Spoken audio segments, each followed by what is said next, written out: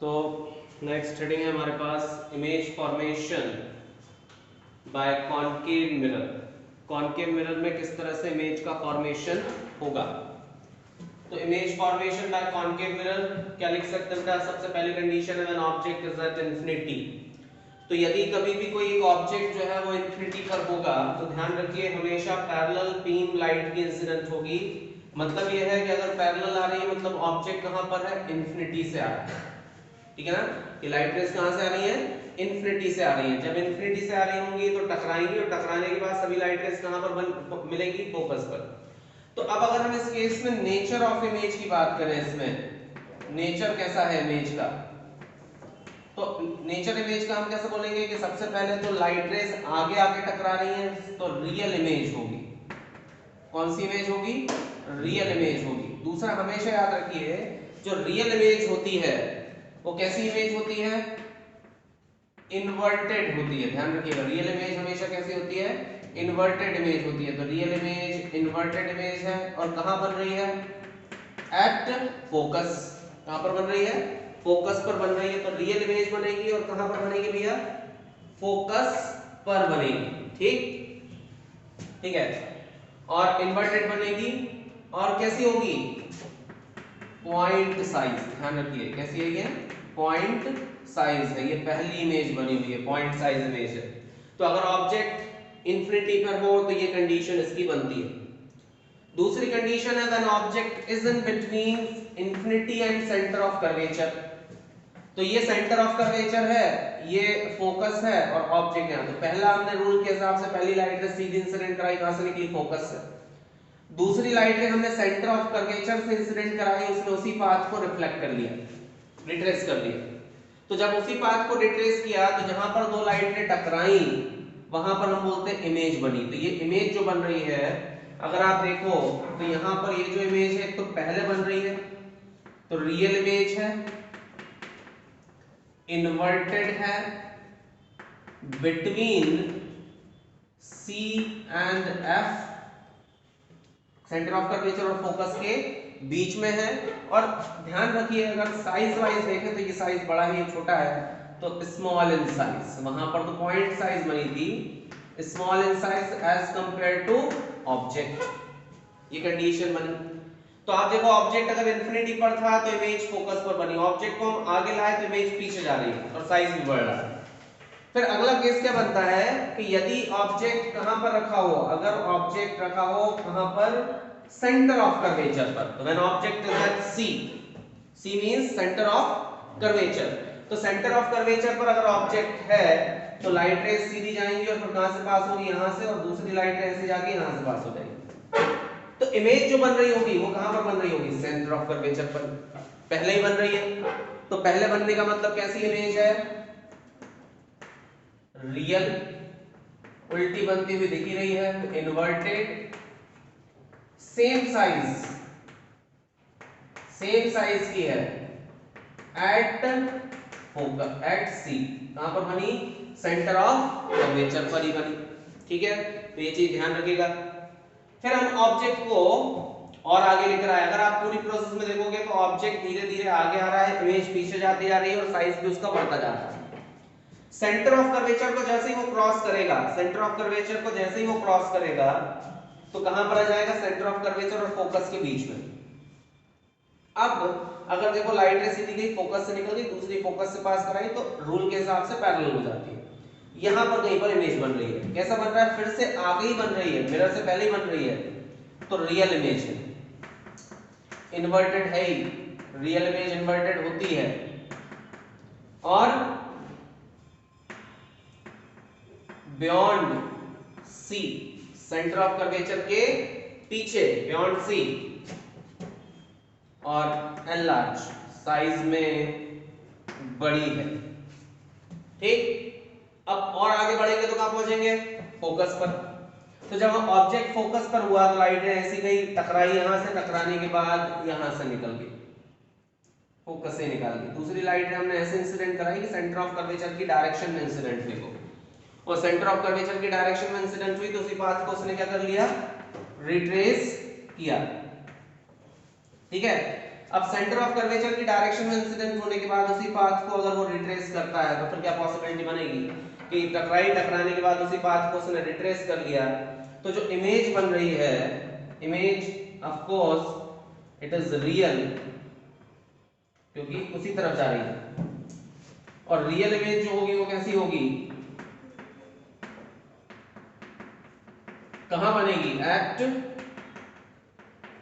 Infinity, और बोलेंगे highly enlarge, बहुत ज्यादा बड़ी हो रही होगी कहीं जाके अगर मिलती होगी तो, ठीक है, तो इट इज हाईली एनलार्ज, ये कंडीशन इसकी बनेगी, ठीक है।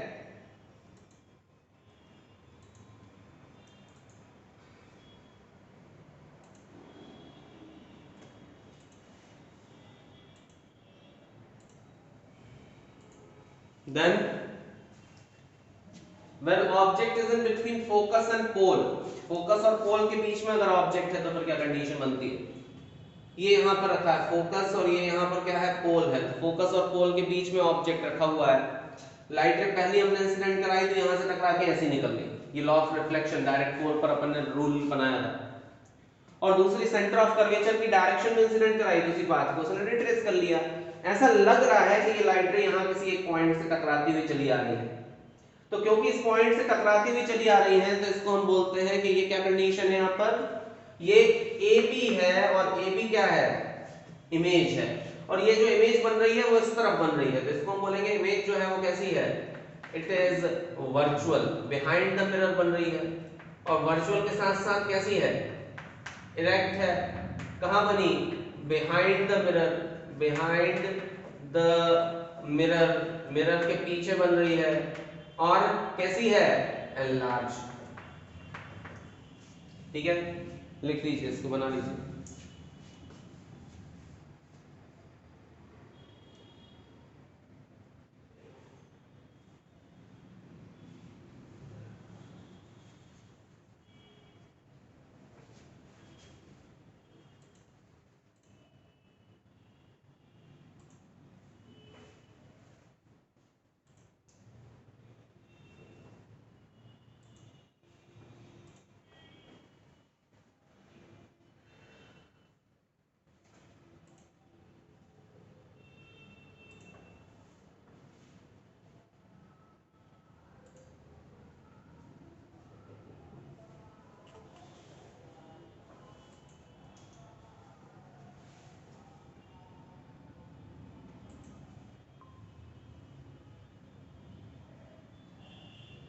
सभी लोग एप्लीकेशन पे आओ भाई, एप्लीकेशन पे करना है क्लास।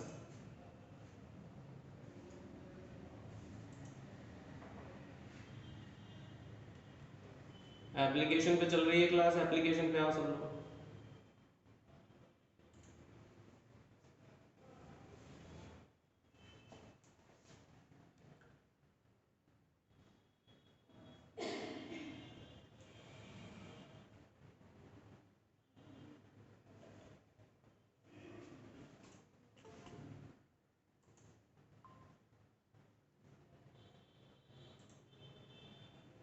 एप्लीकेशन पर क्लास अटेंड करो सब लोग।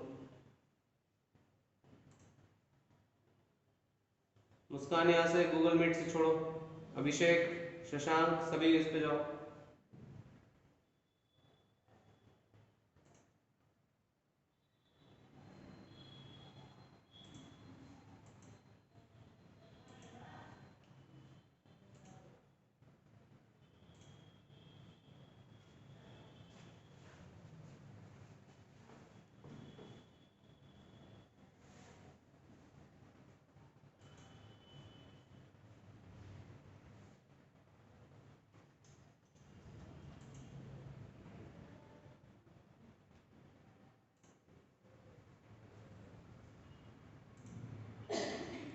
कोई जरा अगर मैसेज कर देना कि क्लास एप्लीकेशन पे चल रही है चैट बॉक्स में।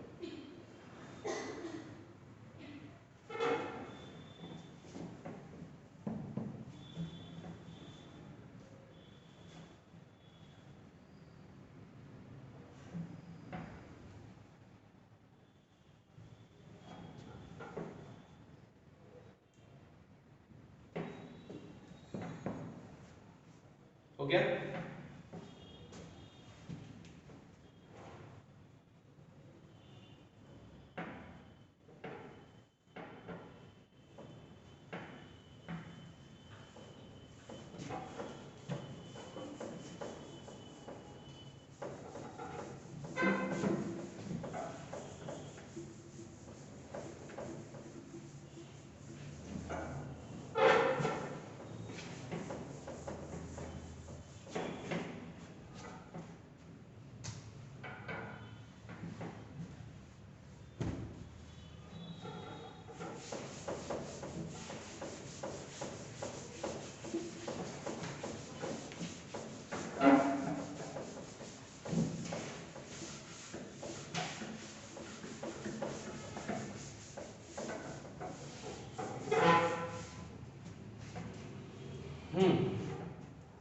तो image formation by concave mirror, ठीक है? तो उसमें वो छह केस बनते हैं कॉनकेव मिरर की बजाय, अब कौन सा लिखना है? Convex mirror, sorry, image formation by convex mirror. तो कॉन्वेक्स मिरर पर अगर अपन इमेज का फॉर्मेशन देखें तो image formation by convex mirror में दो केस बनेंगे। दो केस कौन कौन से हैं? पहला, जब ऑब्जेक्ट कहां पर हो? इन्फिनिटी पर हो, sorry, when object is at infinity. तो इन्फिनिटी पर अगर ऑब्जेक्ट होगा तो लाइट रेज कैसी आएंगी? पैरेलल। तो पैरेलल लाइट रेज इंसिडेंट होंगी जब अगर ऑब्जेक्ट कहां पर होगा? इन्फिनिटी पर। और टकराने के बाद ये लाइट रेज ऐसी निकल जाएंगी, ठीक है? और लग रहा होगा किसी एक पर्टिकुलर पॉइंट से आ रही है,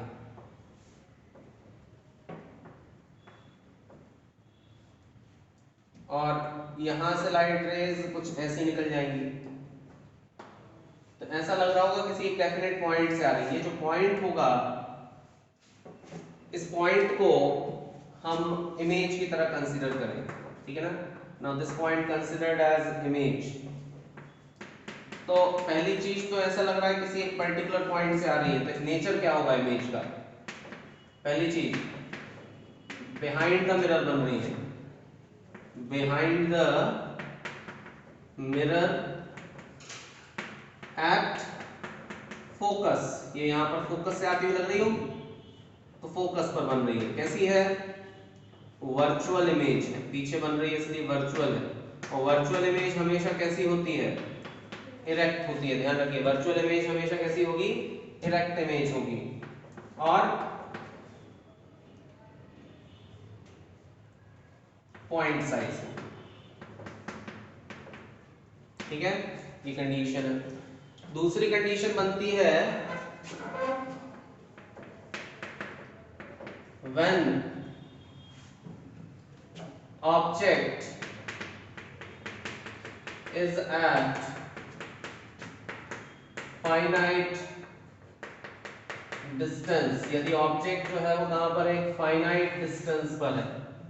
मतलब अगर हम कॉन्वेक्स मिरर देखें और कॉन्वेक्स मिरर में ऑब्जेक्ट की पोजीशन देखें, then it is at finite distance.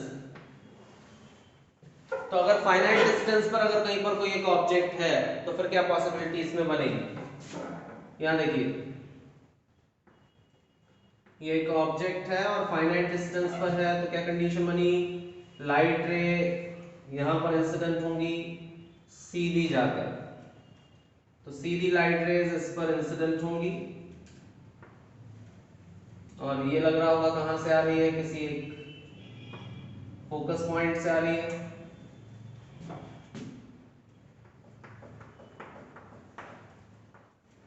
और इसको हम आगे बढ़ा लेंगे, ऐसा लगता है सेंटर ऑफ कर्वेचर से, सेंटर ऑफ कर्वेचर की डायरेक्शन में हमने इसको इंसिडेंट कराया, तो उसी पाथ को इसने क्या कर लिया? रिट्रेस किया होगा, या इंसिडेंट कराया तो उसी पाथ पर वो वापस लौट गए। लेकिन यहाँ पर ये दोनों लाइटें टकराती हुई दिख रही हैं। ध्यान दीजिए, यहाँ पर ये दोनों लाइटें क्या हो रही है? टकराती हुई दिख रही हैं। तो ये ऑब्जेक्ट ए बी है, तो इमेज जो बन रही होगी वो क्या बन रही होगी? ए डैश बी डैश इमेज बनती होगी। तो इस केस में अगर हम नेचर देखें इमेज का, तो नेचर क्या होगा, पहली चीज कहां बन रही है, फोकस और पोल के बीच में, ठीक है, बिटवीन एफ एंड पी, ठीक।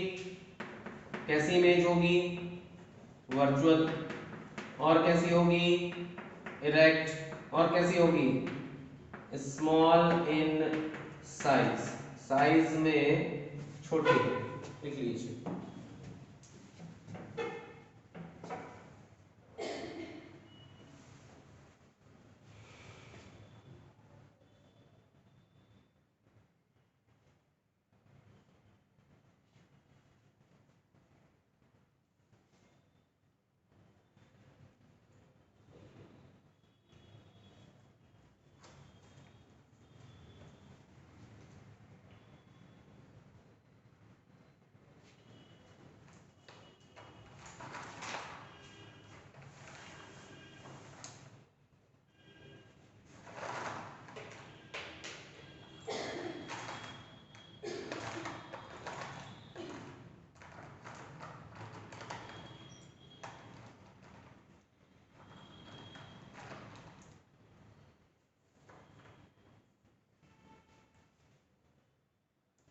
हो गया।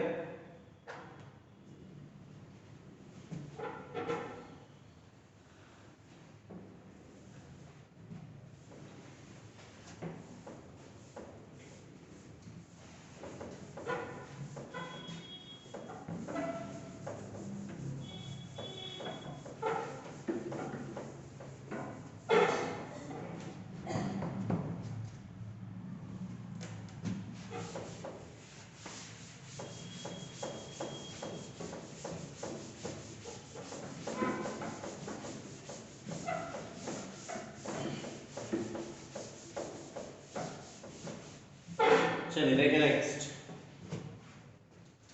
नेक्स्ट अपना साइन कन्वेंशंस।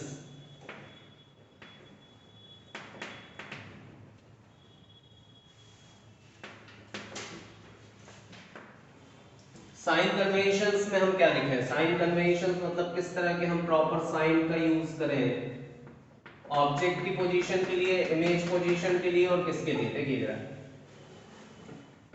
अगर हम इसको ऐसा कुछ कंसीडर कर लें कि ये पर्टिकुलर जो पोल है ये ओरिजिन है, पोल को हम किस तरह से कंसीडर कर लें, that it is origin.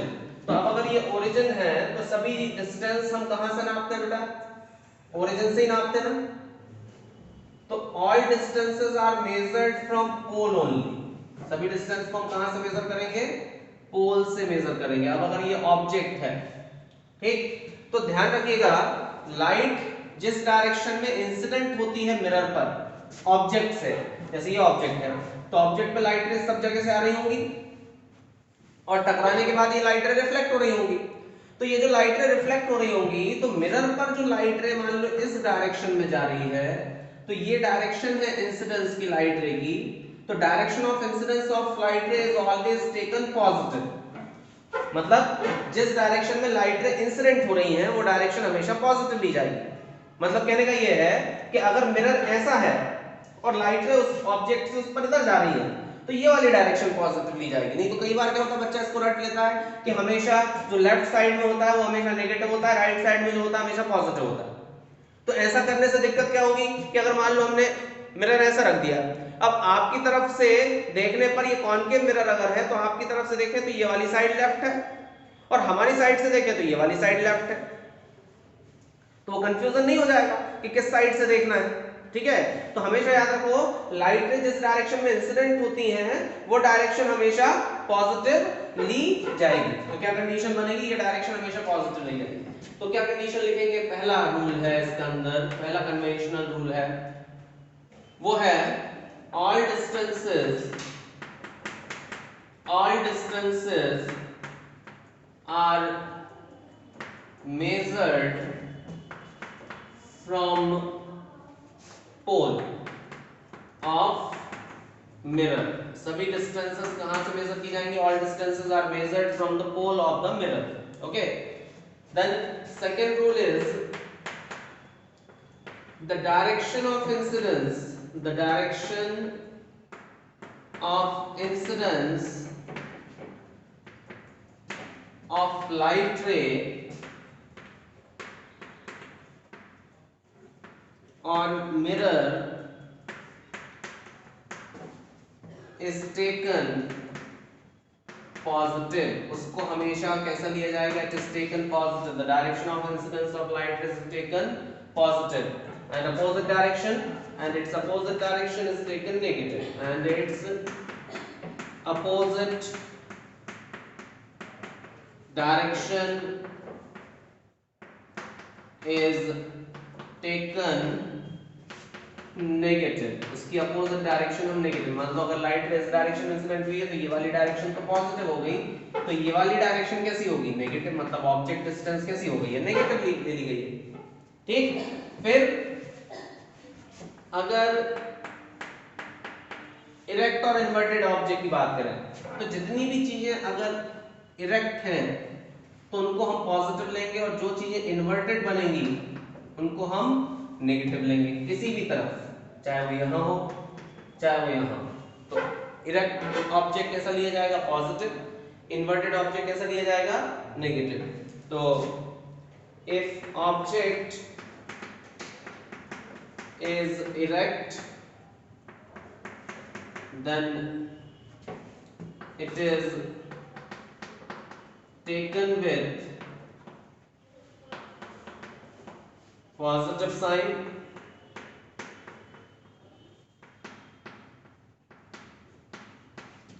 and inverted object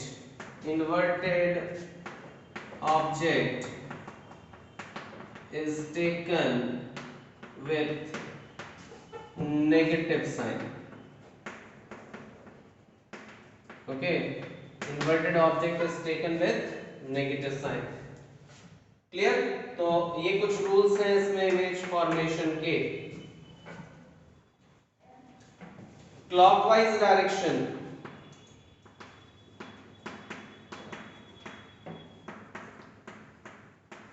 is taken positive. अगर किसी केस में ऐसा होता है कि हम अगर एक डायरेक्शन में किसी चीज को घुमा रहे हैं तो उसको आपको कैसा लेना है? पॉजिटिव. एंड एंटी क्लॉकवाइज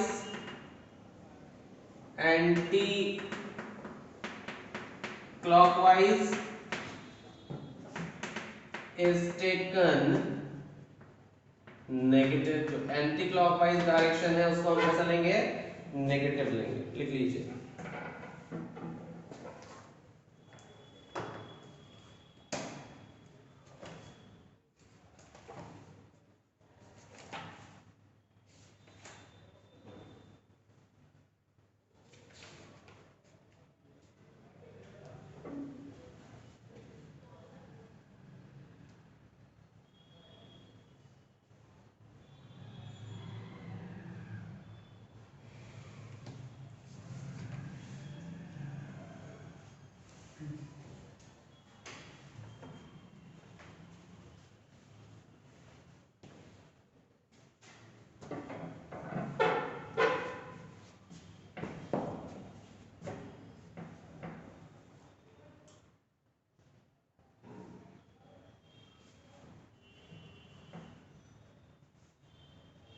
हो गया?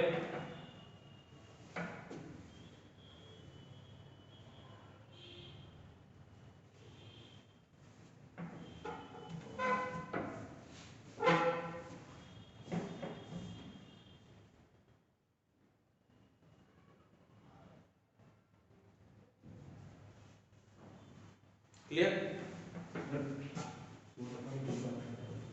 मान लो अगर अपन यहां पर कोई चीज है, मान लो मिरर कोई घुमा रहे होते तो उसका क्लॉकवाइज रोटेशन पॉजिटिव ले लो, एंटी क्लॉकवाइज रोटेशन नेगेटिव. बस जरूरत नहीं पड़ती.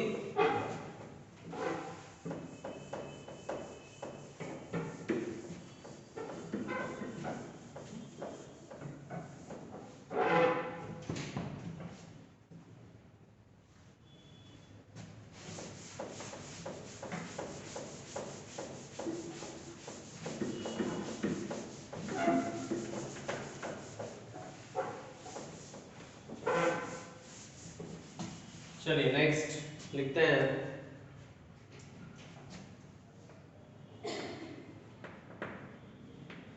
Mirror formula.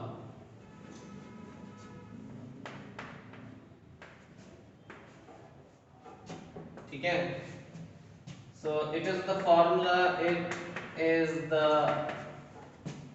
formula which gives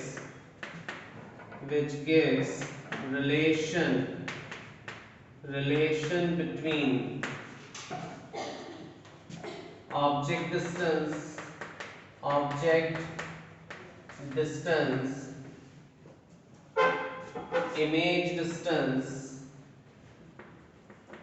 image distance and focal length. Okay, so this is the formula which gives the relation between object distance, image distance and focal length. और आप लोग अच्छे से जानते हो कि ये फॉर्मूला होता है 1/f is equal to 1/v g। याद है किसी को? 1/f is equal to 1/v plus 1/u। और यहाँ पर u जो है, u is object distance,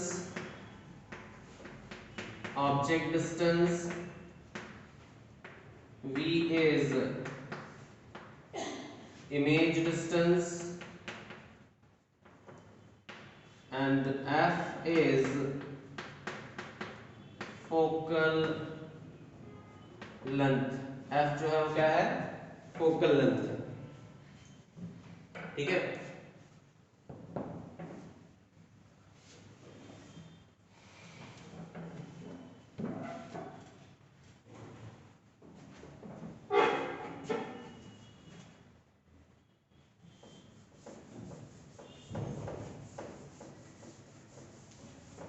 अब इसका अपन को डेरिवेशन करना है,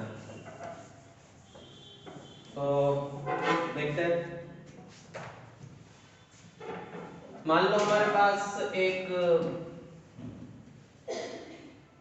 कंडीशन में एक ऑब्जेक्ट की पोजीशन दी हुई है, एक डेफिनेट पोजीशन है ऑब्जेक्ट की। ठीक है, यहां पर ये ऑब्जेक्ट है, ये ऑब्जेक्ट है और इससे लाइट रे इंसिडेंट होंगी। ठीक, तो मान लो ये लाइट रे गई सीधी, यहाँ टकराने के बाद कहां से निकलेगी? फोकस से। दूसरी लाइट रे हमने इंसिडेंट कराई, वो यहाँ पर, उसी पाथ को रिट्रेस किया, तो ये हो गया सेंटर ऑफ कर्वेचर, ये हो गया फोकस, और जो इमेज बनी वो ये बन गई। ठीक है, तो जो इमेज बन रही है वो a डैश b डैश बन रही है, image a dash b dash बन रही है। थोड़ा ज्यादा छोटा ट्रायंगल बन गया है, सॉल्व करने में या नोटिस करने में दिक्कत आ सकती है आप लोगों को, ये बना रहना दे। चलो देखो कैसा, एक हमें दिख रहा है, एक ट्रायंगल इसमें ये है ना, और एक ट्रायंगल ये बनता वो दिख रहा है। अगर इस पर एक नॉर्मल ड्रॉ कर दें, यहाँ पर एक नॉर्मल ड्रॉ कर दें, बाद में अपर्चर तो छोटा माननी है, ये पी क्यू हो गया, ये आर बोल दिया, तो उसी तरह से एक ट्रायंगल यहाँ बनता है, तो उसी तरह से एक ट्रायंगल यहाँ बनता दिख रहा है। हम सिमिलरिटी रूल का यूज करके इसको सॉल्व कर सकते हैं। ठीक है, तो अगर ये ऑब्जेक्ट है A B, A dash B dash क्या बन रही है? इमेज बन रही है। ऑफ कोर्स अगर आप यहां से लेके यहां तक की ये जो डिस्टेंस लिखोगे, तो ये ऑब्जेक्ट डिस्टेंस होगी और वो कितनी होगी? u। तो यहां से लेके यहां तक की ये जो डिस्टेंस होगी ये v होगी, क्योंकि ये इमेज डिस्टेंस है। और यहां से लेके यहां तक की ये जो डिस्टेंस होगी ये क्या कहलाएगी? इसको हम बोलेंगे फोकल लेंथ। ठीक है, ये कुछ चीजें हैं इसके बीच में हमें क्या निकालना है? रिलेशन निकालना है। तो अगर हम इसी में आगे बढ़े, डेरिवेशन अगर अपन करते हैं इसका मिरर फॉर्मूला का, तो डेरिवेशन क्या होगा इसमें समझ लीजिए। हम लिख रहे हैं first in triangle ABC and triangle A dash B dash C, अगर आप देखो तो जो एंगल ए बी सी है वो angle A dash B dash C के इक्वल है, जो कि 90 डिग्री है। ऐसा ही है, एंगल ए बी सी ये वाला एंगल 90 डिग्री है, तो angle A dash B dash C ये भी एंगल 90 डिग्री है। ठीक है, और अगर हम देखें since angle A C B is equal to angle A dash C B dash, ये बाय प्रॉपर्टी ये दोनों, ये वाले दोनों एंगल इक्वल होंगे ना। ठीक है, ये दोनों एंगल कैसे होंगे, इक्वल होंगे। तो हम क्या लिख सकते हैं, therefore triangle ABC is similar to triangle A dash B dash C, ये लिखा जा सकता है। तो therefore ratio of side, therefore ratio of side, ratio of side हम लिख सकते हैं कि इक्वल होंगे। तो रेशियो ऑफ साइड क्या लिखो, देखो वर्टिकल साइड लिख लो पहले, A dash B dash upon AB लिख दो, चलेगा। A dash B dash upon AB, इसी ये वैल्यू किसके बराबर होना चाहिए बेटा, B dash C upon BC के। ये ठीक है, इसको हम बोल देते हैं ये इक्वेशन नंबर हो गई 1। ठीक है, now in triangle, now in triangle कौन सा ले रहे, ट्राइंगल हम ले रहे हैं RQF एंड ट्राइंगल कौन सा बोलिए, A dash B dash F, ये होना चाहिए। इसमें भी अगर हम बोले कि जो एंगल है RQF ये इक्वल है angle A dash B dash F के, जो कि कितना है 90 डिग्री पर होगा। उसी तरह से एंगल RFQ जो एंगल है RFQ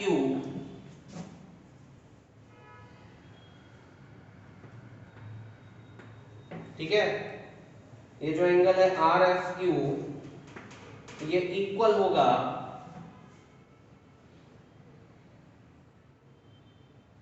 किसके,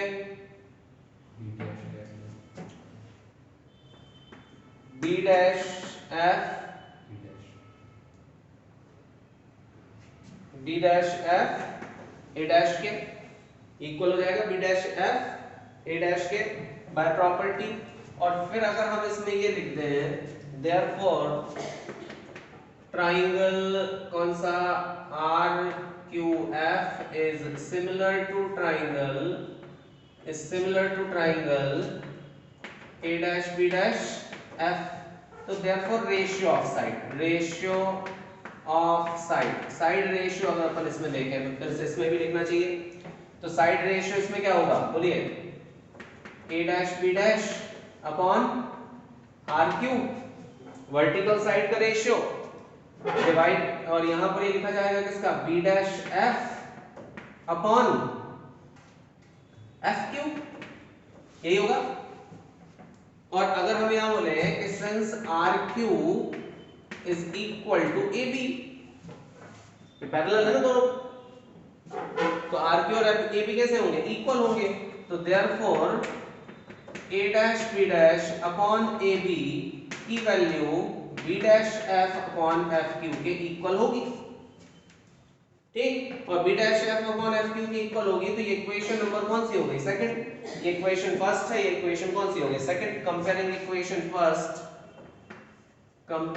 equation first and second, first और सेकंड इक्वेशन को अगर हम कंपेयर करें तो क्या होना चाहिए, यहां होना चाहिए B dash C upon BC is equal to B dash F upon FQ। पहली चीज, अगर हमने इसमें FQ को कंसिडर अपर्चर इज स्मॉल, हमने पहले ही बताया था पूरी ऑप्टिक्स में ऐसा ही है, aperture is small and measuring all distance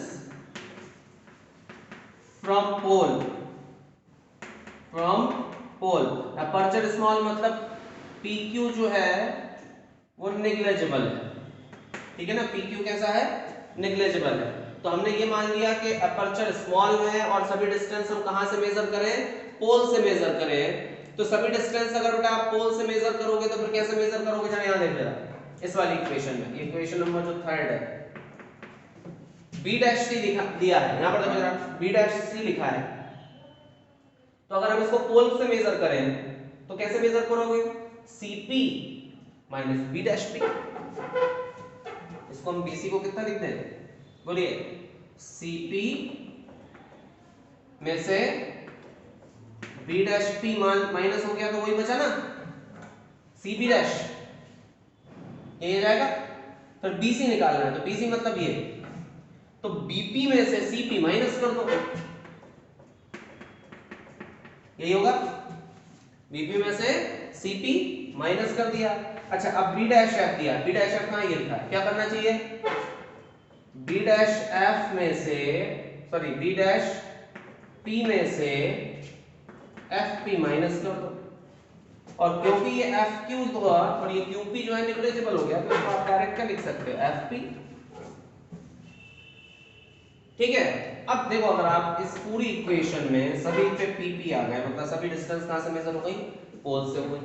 अब इनकी वैल्यू रख दो, इनकी वैल्यू रखे तो Cp क्या है, Cp क्या है, C से लेके P तक, तो C से लेके P तक मतलब ये 2f है, radius of curvature small aperture अगर आप मान लो, ये होगा। और लेफ्ट साइड में है तो कितना लिखोगे, -2f Cp को। B डैश P क्या है, B डैश P मतलब इमेज, तो माइनस साइन तो ये लगा हुआ है, ये भी लेफ्ट साइड में से कितना लिखोगे, -b। देखिए लीजिए भैया कहीं दिक्कत हो, Cp जो है वो रेडियस है इसलिए ट्वाइस ऑफ फोकल लेंथ लिखा है। B डैश P क्या लिखा है, b, फिर BP क्या है, BP है u माइनस u, और फिर लिखोगे Cp तो कितना लिखोगे, -2f, फिर यहां लिखोगे कितना, B डैश P, तो B डैश P की वैल्यू अगर अपन लिखेंगे तो ये हो जाएगा -v, और FP की वैल्यू अगर आप लिखोगे तो ये होगा -f डिवाइडेड बाय -f, ये लिखा जाएगा। तो जब अपन इसका मल्टीप्लिकेशन करें, जब हम इसका मल्टीप्लिकेशन करें तो क्या पॉसिबिलिटी बनती हुई दिखती है, जरा देख लीजिए।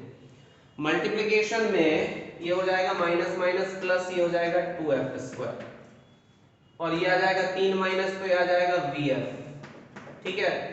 फिर यहाँ पर अगर माइनस माइनस प्लस कर दे तो ये हो जाएगा uv, ठीक। फिर यहाँ पर माइनस कर देंगे तो कितना आ जाएगा, -2vf, ठीक।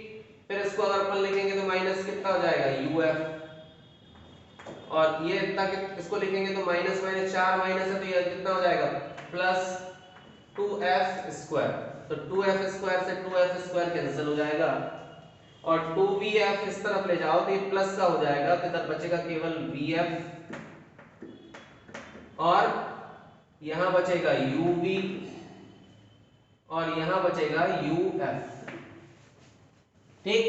अगर हम इसको डिवाइड कर दें uvf से, कॉमन रेशियो निकाल लें, मान लो हमने लिख दिया यहां पर uvf से डिवाइड कर दो, और यहां भी uvf से डिवाइड कर दो, और यहां भी uvf से डिवाइड कर दो, तो क्या बचना है आपके पास, जरा यहां लिख देते हैं हम, देखो जरा यहां नीचे दिखाई नहीं देगा, तो यहां लिख रहे हैं, तो uvf से डिवाइड किया तो uv कैंसिल हो गया, तो कितना बचा यहां पर 1/u, और यहां कितना बचा 1/f, और वहां कितना बचा -1/v, इसको इस तरफ ले जाओ तो 1/f इज इक्वल टू कितना हो जाएगा, 1/v प्लस 1/u, ये इसका आंसर आ जाएगा।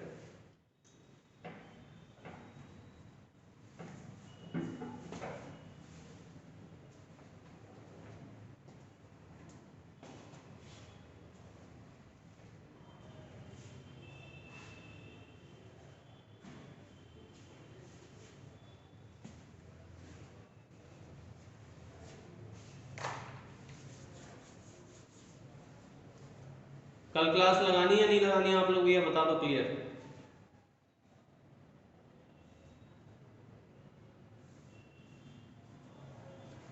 क्योंकि आज ही 8 बच्चे आए थे, कल का तो पता ही नहीं हमको, 8 भी नहीं है, 7 ही है। कल क्लास लगानी है, कल परसों नरसों?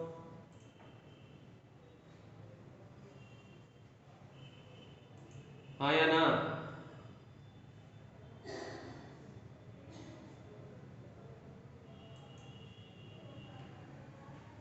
लगा लें?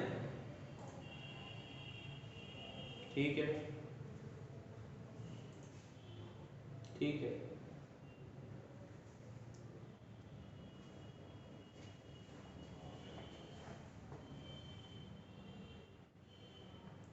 ठीक है, आज इतने ही कर रहे हैं क्योंकि आधे ज़्यादा बच्चे तो है ही नहीं इसमें। ठीक है, और ये मिरर इक्वेशन तक हमने करा दिया, कल मैग्निफिकेशन वगैरह ये सब करा देंगे। और अभी 2-3 दिन में आपका मिरर कंप्लीट कर देंगे, फिर रिफ्रैक्शन से शुरू हो जाएगा। ठीक है, इतने ही कर रहे हैं।